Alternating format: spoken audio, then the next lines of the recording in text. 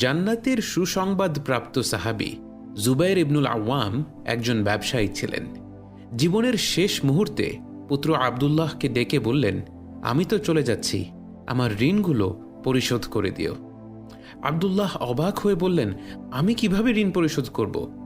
তিনি বললেন, আমার মাওলাকে বলো, তিনি পরিশোধ করে দিবেন। আবদুল্লাহ বললেন, আপনার মাওলা কে? জুবাইর রাদিয়াল্লাহু আনহু বললেন, আমার মাওলা আল্লাহ। আবদুল্লাহ বিন জুবাইর পরবর্তীতে খলিফা হয়েছিলেন। তিনি বলেছিলেন, যখনই বাবার এত ঋণের বোঝা শোধ করতে তিনি কষ্টে পড়ে গিয়েছিলেন, তখনই তিনি দোয়া করতেন, হে মাওলা, তোমার বান্দা জুবাইরের ঋণ তুমি পরিশোধ করে দিও। আল্লাহ অকল্পনীয়ভাবে সব ঋণ পরিশোধের ব্যবস্থা করে দিয়েছিলেন। ঋণ নেওয়ার সময় পরিশোধের নিয়ত থাকলে আল্লাহ নিজেই ব্যবস্থা করে দেবেন, কিন্তু নিয়ত যদি ভুল হয় তবে ওই ঋণের মাধ্যমেই আল্লাহ তাকে ধ্বংস করে দেবেন। এই সমাজ ব্যবস্থার সাথে তাল মিলিয়ে চলতে গিয়ে ভোগবাদীদের মতো আমরাও নিজেদের ঋণের বেড়াজালে আটকে ফেলেছি।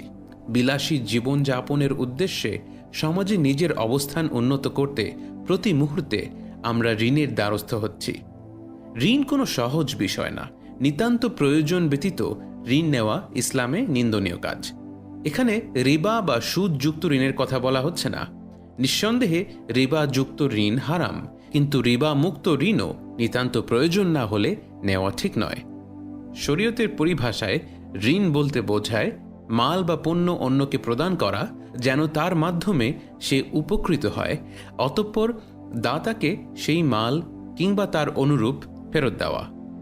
ঋণ কতটা কঠিন বিষয় তা আমরা এই ঘটনাগুলোর দিকে লক্ষ্য করলে আরও ভালোভাবে বুঝতে পারব।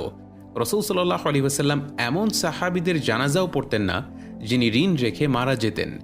একবার একজন মাত্র 2 দিরহাম রেখে মারা যান। রাসূল সাল্লাল্লাহু আলাইহি ওয়াসাল্লাম তার জানাজা পড়াতে অস্বীকৃতি জানালেন। আবু কতাদাহ নামের এক সাহাবী এই 2 দিরহাম ঋণ পরিশোধের দায়িত্ব নিলে এরপর রাসূল সাল্লাল্লাহু আলাইহি ওয়াসাল্লাম জানাজা পড়ান।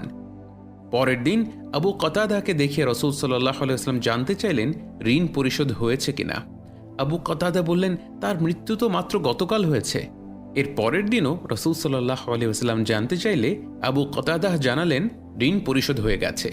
রাসূল সাল্লাল্লাহু আলাইহি ওয়াসাল্লাম বললেন, এতক্ষণে তোমার ভাইয়ের আগুনে জ্বলা চামড়াটা ঠান্ডা হয়েছে।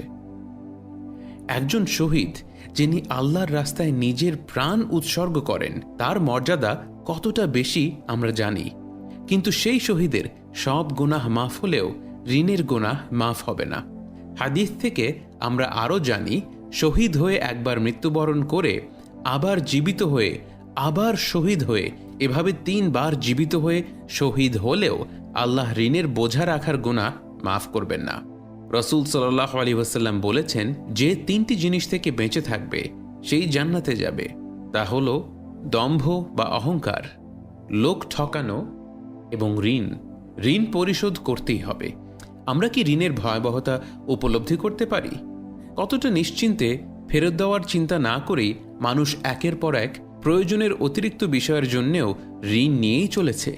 ঋণ এমন জিনিস যা ঋণ গ্রহীতাকে বন্দী করে ফেলে, অপমানিত করে। পারস্পরিক সম্পর্ক নষ্ট হয় এই লেনদেনের বিশ্বাসঘাতকতার মাধ্যমে।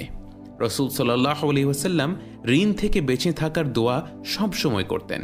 তিনি আল্লাহর কাছে ঋণ থেকে আশ্রয় চাইতেন, সাহায্য চাইতেন ঋণ মুক্ত হওয়ার জন্য। এক সাহাবী বলেই ফেললেন, ইয়া রাসূলুল্লাহ, আপনি ঋণ থেকে কেন এত বেশি আশ্রয় প্রার্থনা করেন? রাসূলুল্লাহ সাল্লাল্লাহু আলাইহি ওয়াসাল্লাম বললেন, একজন মানুষ যখন দেনা করে তখন সে মিথ্যে কথা বলে এবং ওয়াদা ভঙ্গ করে। একজন মানুষ মারা গেলে ওয়ারিসদের প্রথম কাজ হলো ঋণ থাকলে তা চুকিয়ে দেয়া, কারণ মুমিনের আত্মা ঝুলন্ত অবস্থায় থাকে, অর্থাৎ জান্নাতে যেতে পারে না যতক্ষণ না ঋণ চুকিয়ে দেয়া হয়। আর এই ঋণ পরিশোধ না করলে, বান্দার হক নষ্ট করলে তা কিয়ামতের মাঠে নিজের আমল দিয়ে হলেও পরিশোধ করতে হবে।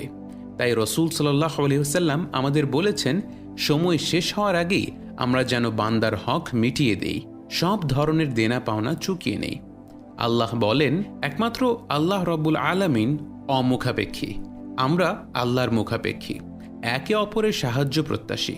ঋণের প্রয়োজন হতেই পারে, ঋণের ভারে জর্জরিত, পরিশোধের দুশ্চিন্তায় আক্রান্তদের জন্য রসুল সাল্লাল্লাহু আলাইহি ওয়াসাল্লাম দোয়া শিখিয়ে দিয়েছেন।